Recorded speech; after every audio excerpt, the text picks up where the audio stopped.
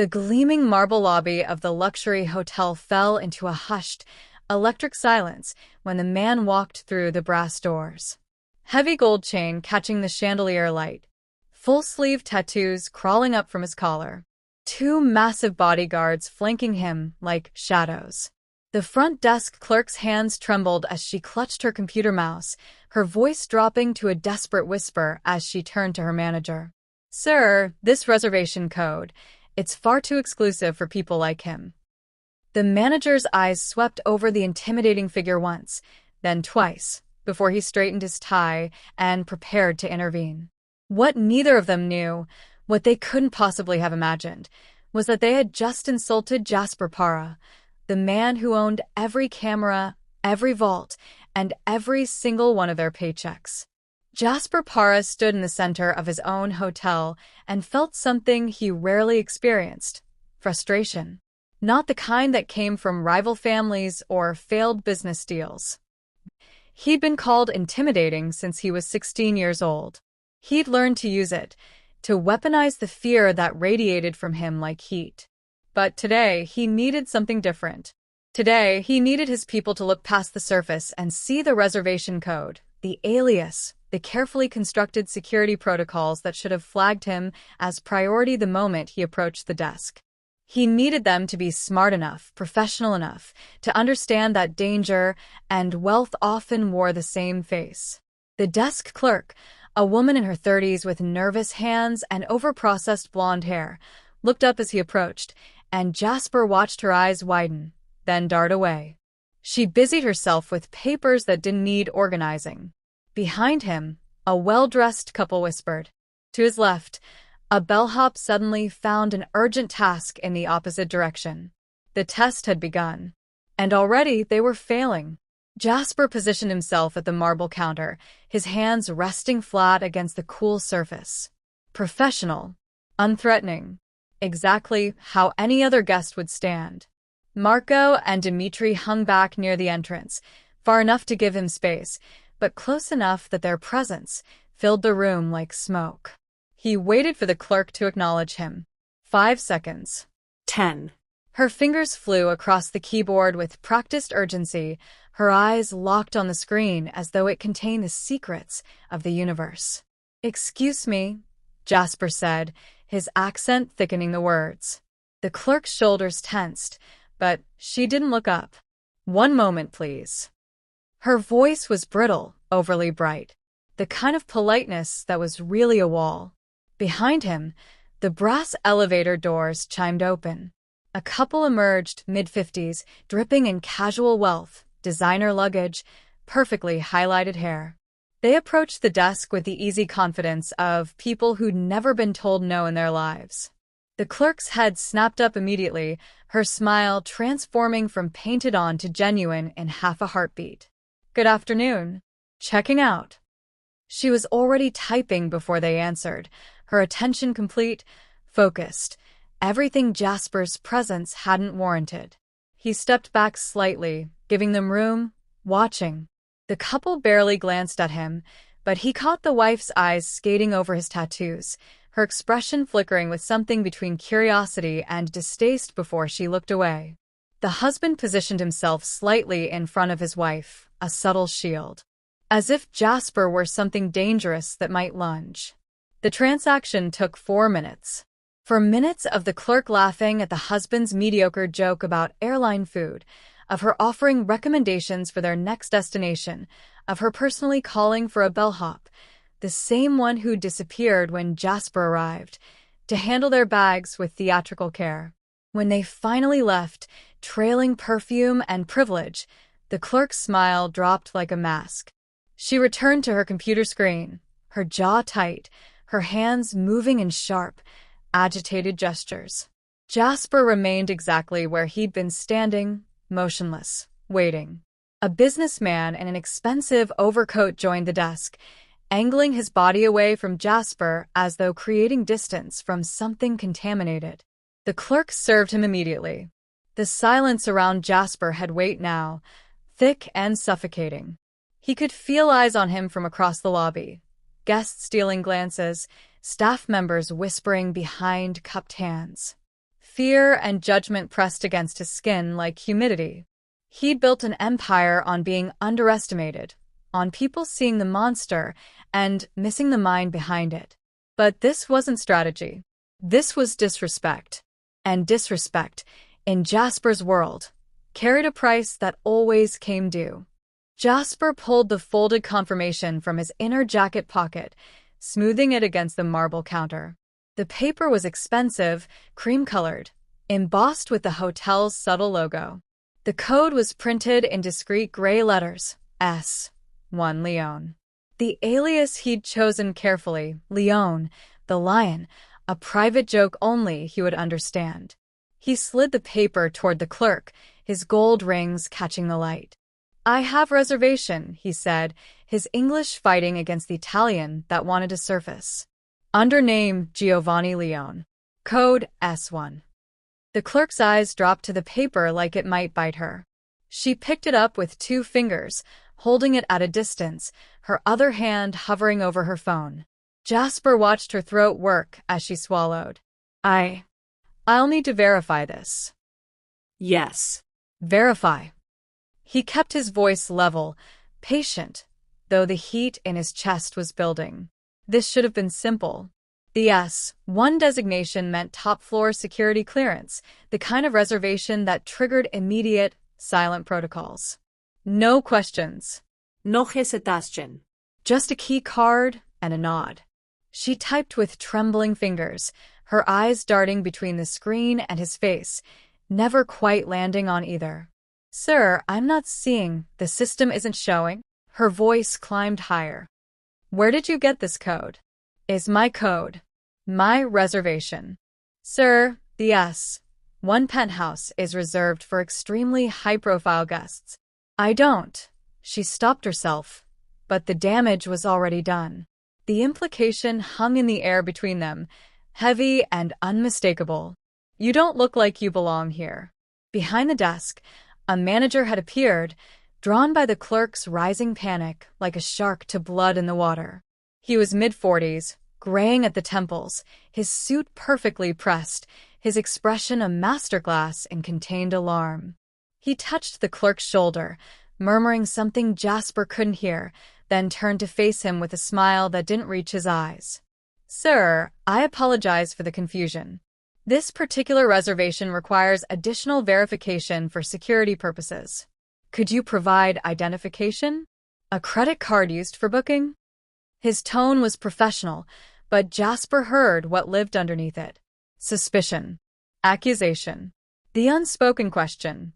"Did you steal this? Are you running some kind of scam?" Jasper's jaw tightened. In Italian, the explanation would have been effortless. In English, every word felt like dragging stones uphill. "I call. Make reservation. Give code. This is correct." The manager's smile thinned to a knife edge. "Sir, I'm sure you understand we need to protect our guests' security. Perhaps there's been a mistake." "No mistake."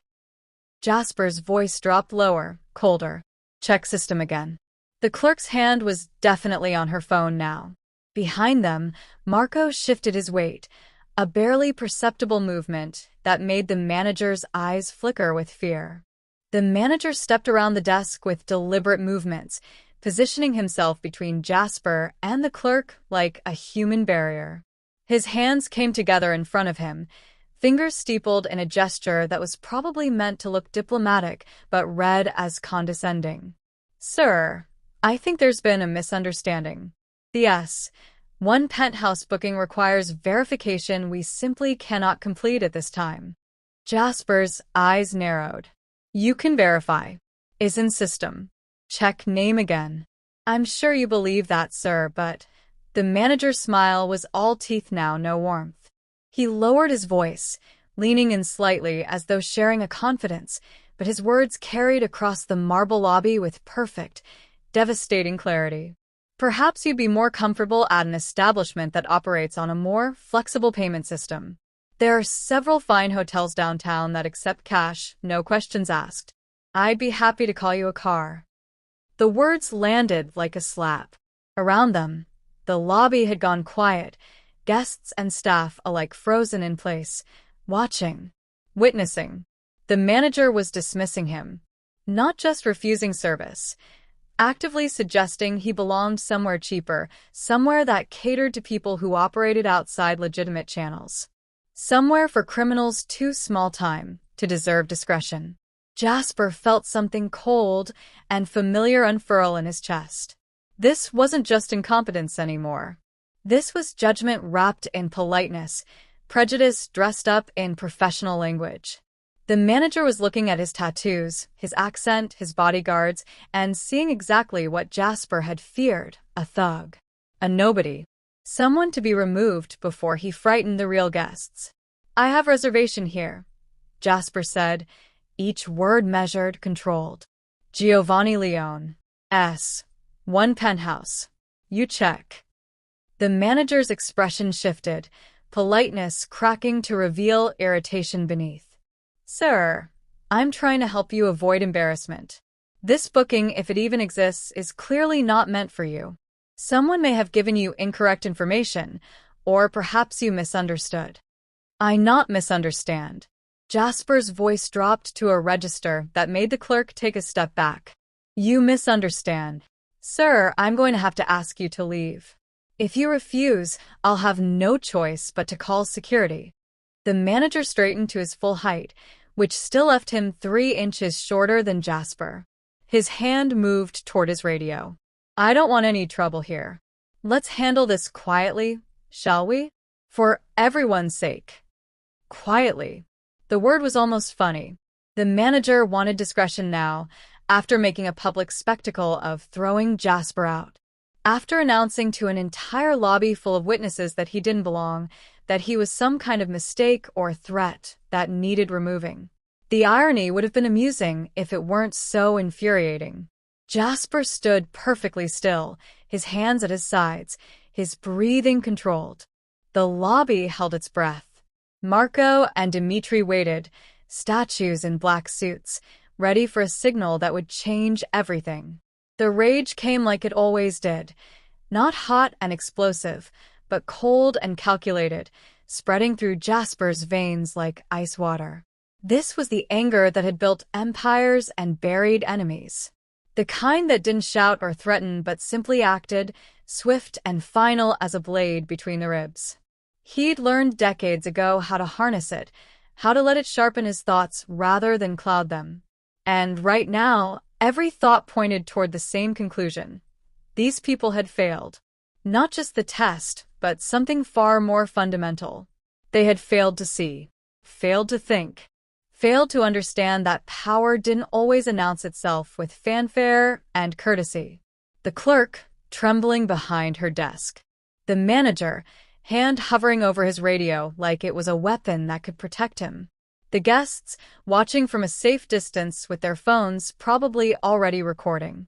They were all complicit in this moment, this public humiliation built on assumptions and fear. Jasper's jaw clenched, the muscle jumping beneath the ink that marked his skin. He'd been patient. He'd played their game, used their language, followed their rules. And they'd thrown it back in his face, because he didn't look the part they expected. Because his accent was wrong, his appearance too dangerous, his presence too unsettling for their pristine marble lobby. They'd taken one look at the surface, and decided they knew everything they needed to know.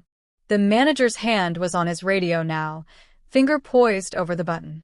"Sir, this is your last warning." Jasper felt the words forming in his throat, the ones that would end this charade. 3 sentences in Italian to Marco. That's all it would take. Marco would make the calls, first to the property director, then to the regional manager, then to corporate. Within 10 minutes, everyone in this lobby would understand exactly what they'd done. Within an hour, the manager and the clerk would be clearing out their desks, their careers in hospitality over before dinner service. He could already see how it would unfold. The color draining from the manager's face. The clerk's shock turning to tears. The shift in the lobby's atmosphere from tension to chaos as staff members scrambled to salvage what couldn't be salvaged. It would be satisfying in the way that justice always was, Clean, deserved, absolute. His hand lifted slightly, the gold rings catching the light. Marco's posture changed almost imperceptibly. Ready. The manager saw the gesture and took a step back, his professional mask finally cracking to reveal genuine fear. "Sir, I'm calling security right now." Jasper's mouth opened. The first word, in Italian, was already on his tongue. And then he heard it. A voice from somewhere behind the desk, quiet but clear, cutting through the tension like a church bell through morning fog. Mi scusi, signore. The lobby froze. Not the nervous stillness of before, but something deeper. A collective breath held, waiting. Jasper's head turned toward the sound, his command to Marco dying unspoken. The voice came again, closer now, and this time it carried the full weight of respect he'd been denied since walking through the doors. Mi scusi, signore. Posso aiutarla? The Italian was perfect.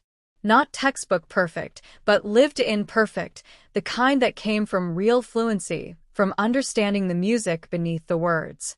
"Excuse me, sir. May I help you?" The formality was precise, the tone deferential, but not servile. It was the way someone would address an elder, a person of importance, someone worthy of genuine respect. A woman emerged from behind the front desk, moving past the manager with quiet determination. She wore a maid's uniform, black dress, white apron, a small cap pinned to dark hair pulled back in a neat bun. Young, maybe mid-20s, with careful eyes that took in the scene with more intelligence than anyone had shown him all afternoon. She wasn't looking at his tattoos or his bodyguards or his gold chain. She was looking at him, at his face, meeting his eyes with a directness that was somehow both humble and fearless. She bowed slightly, just enough to show deference without theatricality, and when she straightened, her expression held something Jasper hadn't seen from anyone else in this building: recognition. Not of his face or his name, but of what the situation required, of what he'd been asking for and hadn't received. The manager's hand dropped from his radio. "Giselle, get back to Il Signore ha una prenotazione," she continued in Italian, ignoring the manager entirely. Her voice was steady, certain. "The gentleman has a reservation." She said it like fact, not question. Like his presence here was legitimate, and the confusion was everyone else's failing, not his. Jasper felt something shift in his chest, the ice-cold rage banking slightly, replaced by curiosity. And something else. Something that felt almost like relief. The sound of his language in this foreign place was like water after days in the desert. Unexpected, necessary, reviving something he hadn't realized was dying of thirst. "See," he said, his voice rougher than he intended. Ho una prenotazione. One penthouse. Nome Giovanni Leone. The words flowed now, easy and natural, no longer fighting against English's sharp edges. She nodded once, her expression unchanging, then turned to the clerk. When she spoke, it was back in English, but her tone carried an authority that shouldn't have belonged to someone in a maid's uniform. "The S1 suite. Check the booking under Leone. It will require the executive access code to view." The clerk stared at her, frozen. The manager's mouth opened, closed, opened again. "How do you controlli il sistema?" Giselle said quietly, her eyes still on Jasper. Check the system. Then softer in Italian again. "Con permesso, signore." Un momento. Giselle moved behind the desk with a kind of confidence that came from knowing exactly where everything was, even in spaces that weren't technically hers. The clerk stepped aside automatically, too stunned to protest, and Giselle's fingers found the keyboard. The manager reached for her shoulder, his face flushed with anger and confusion. "You don't have authorization to access guest." "Executive maintenance override," Giselle said calmly, not looking at him. Her fingers flew across the keys, entering a sequence that made the clerk's eyes widen. Code 77 Alpha 6. It grants temporary access to all booking systems for emergency service verification. She glanced at the manager, her expression perfectly neutral. It's in the staff handbook. Section 12, subsection D. I use it when there are VIP suite issues that need immediate attention. The manager's mouth worked silently. Jasper watched, fascinated despite himself. She was protecting him, protecting his identity, even as she navigated the system. She hadn't asked for identification, hadn't demanded proof. She'd simply listened, observed, and acted on instincts that everyone else in this lobby had failed to possess. The screen flickered as she entered the search parameters.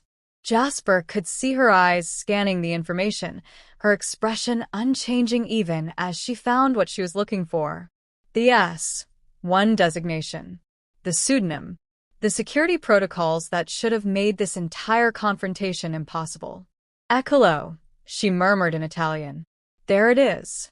Then, louder in English, the reservation is confirmed. S1 penthouse, booked under the name Giovanni Leone for an extended stay. Security clearance level 5, which requires biometric verification at the suite level, not a check-in. She turned to the manager, and there was something quietly devastating in her politeness. The booking was placed through the private executive line 2 weeks ago.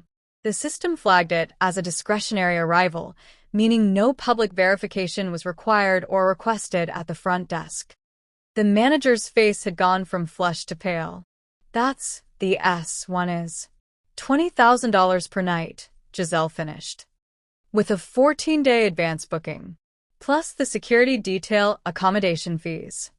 She printed a confirmation slip with smooth efficiency, then turned back to Jasper. When she spoke Italian again, her voice dropped to something private, meant only for him. Mi dispiace per questo, signore. Avrebbe dovuto essere più semplice. I'm sorry for this, sir. It should have been simpler. Jasper felt something tighten in his throat. She wasn't just helping him. She was apologizing on behalf of people who would never apologize themselves. She understood what had happened here, what it meant, and she was offering him the dignity that should have been his from the moment he walked through those doors. Grazie, he said quietly. The word felt inadequate. She placed the confirmation slip on the counter between them, along with 2 key cards. Her eyes met his again, and in them Jasper saw something rare and precious, genuine respect given freely, without fear forcing it into existence. The lobby remained frozen, watching. And in that moment, everyone there learned a lesson that Jasper had known his entire life. Character wasn't written in ink on skin or spoken in accents or worn in gold chains. It lived in actions, in courage, in the choice to see people instead of surfaces. The manager stared at the computer screen like it had personally betrayed him. Jasper watched the color drain from his face in stages, first the flush of anger fading, then the natural tan bleaching to something closer to gray, then finally settling into a sickly pallor that matched the marble floors. The man's hand, which had been so confident on his radio moments ago, now trembled against the desk. That's not possible, the manager whispered. His eyes darted from the screen to Giselle to Jasper, then back to the screen as if hoping the information might change. The S1 is reserved for heads of state, CEOs, celebrities who need maximum security. It's never, you don't just give it to people who look like me, Jasper finished, his voice quiet and deadly.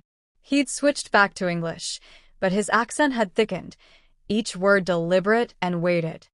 Is that what you were going to say? The manager's mouth opened, but no sound came out.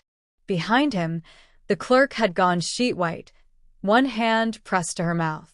Around a lobby, guests who'd been watching with morbid curiosity were starting to understand that they were witnessing something far more significant than a simple booking dispute. Jasper took a step closer to the desk. Not aggressive, not threatening, but with the kind of presence that made the manager instinctively back up. Marco and Dimitri shifted position, moving to flank the desk, their faces impassive, but their message clear. This was no longer a conversation. This was a reckoning. $20,000 a night, Jasper said softly. 14 days advance booking. Security level 5, which means biometric access, armed security clearance, and direct line to the property owner for any issues. He paused, letting each word sink in. You know what is interesting? The direct line to owner. You want to know why? The manager shook his head mutely, though whether he was answering the question or simply denying reality was unclear. Jasper's eyes had gone cold. All the warmth that Giselle's Italian had sparked now frozen over with something ancient and implacable. He reached into his jacket. The manager flinched and pulled out a leather wallet. From it, he extracted not a credit card but an identification card, laminated and official, with a logo the manager would recognize immediately, the corporate seal of the hotel chain itself.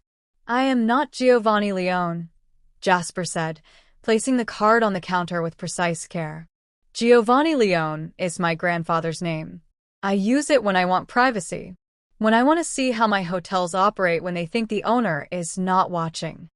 He leaned forward slightly, and his voice dropped to something barely above a whisper, yet it carried across the silent lobby like thunder. My real name is Jasper Para. And this, he gestured broadly, encompassing the marble, the chandeliers, the brass fixtures, the terrified staff, everything, is my house. The words fell into the silence like stones into still water, ripples of realization spreading outward. The clerk made a small, choked sound. A guest near the elevator gasped. Someone's phone clattered to the floor.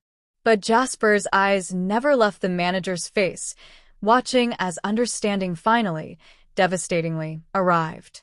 Every camera, Jasper continued, his voice still soft, still controlled. Every vault, every paycheck, every single decision that keeps this building running, that keeps your job existing, comes through me.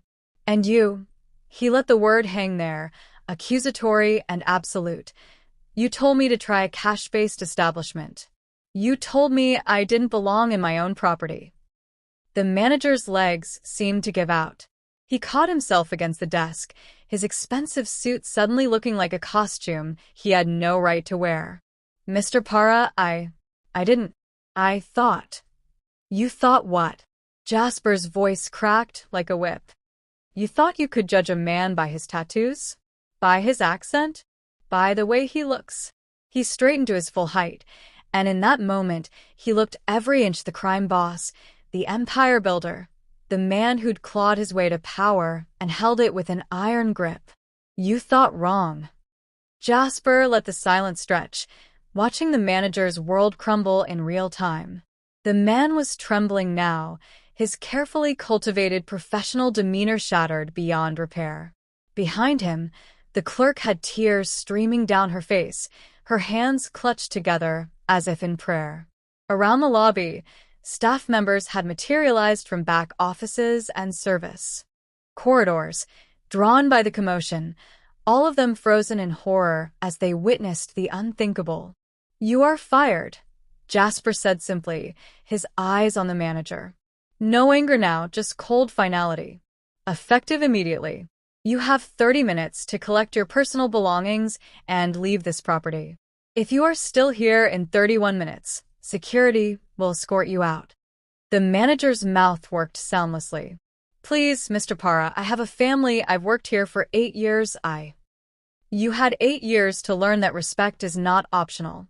That every guest deserves dignity regardless of how they look or speak. Jasper's voice remained level, but underneath it was steel.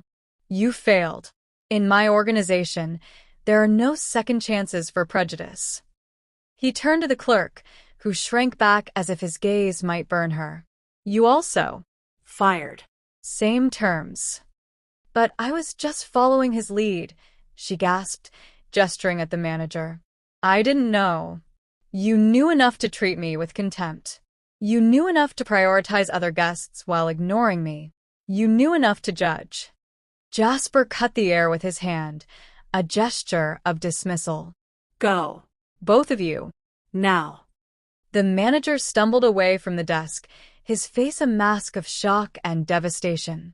The clerk followed, sobbing openly now, Her career in ruins before she'd even reached 30. Other staff members parted for them like water, no one daring to offer comfort or protest. They understood what they were seeing: justice, swift and absolute, the kind that came from a man who'd built his empire on loyalty and respect, and who had no tolerance for those who forgot that foundation. When they were gone, Jasper turned slowly to face Giselle.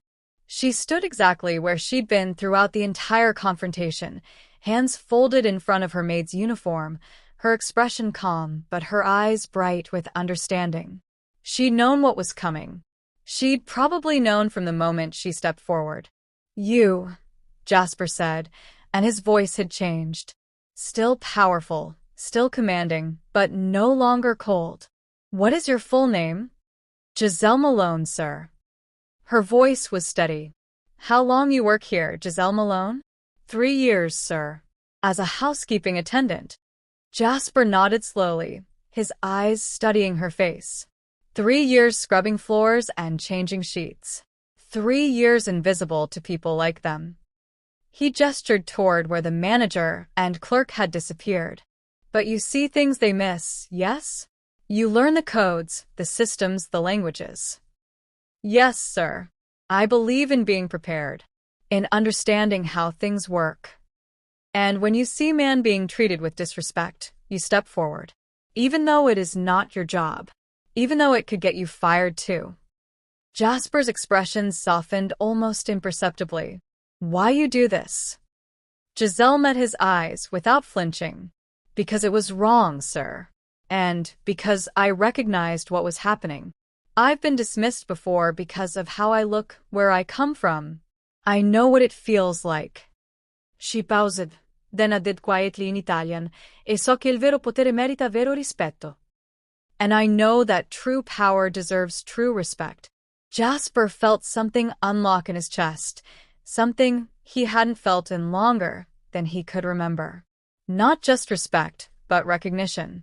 This woman understood.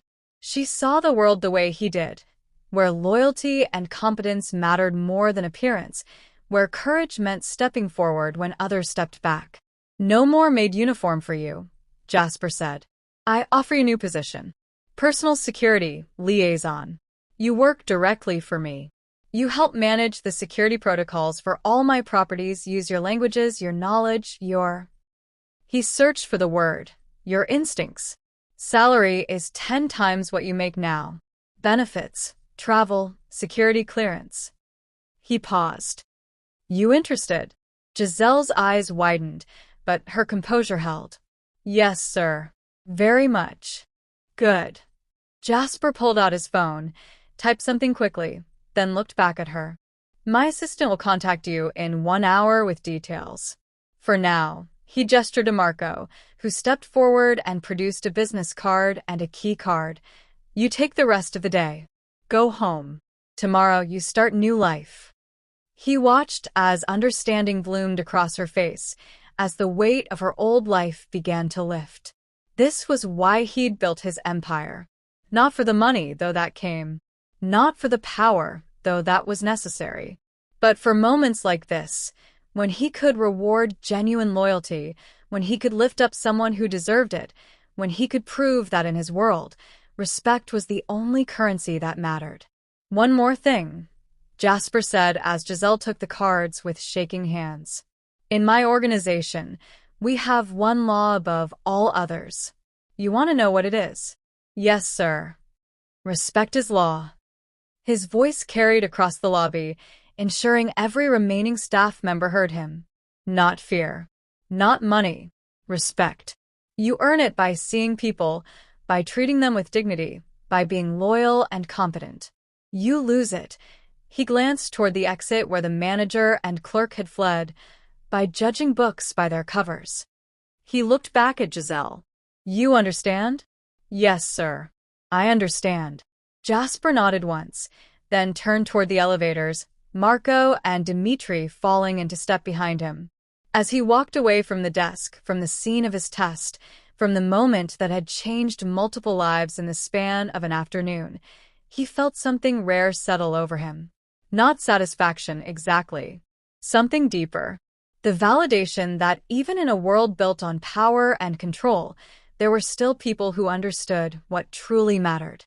Behind him, the lobby slowly came back to life, staff members whispering, guests checking their phones, the hotel machinery grinding back into motion. But everything had changed. The message had been delivered, written in the fired manager's absence and Giselle's promotion. In Jasper Parra's house, loyalty was rewarded and prejudice had no place to hide. And that, more than any empire or fortune, was the legacy he intended to leave.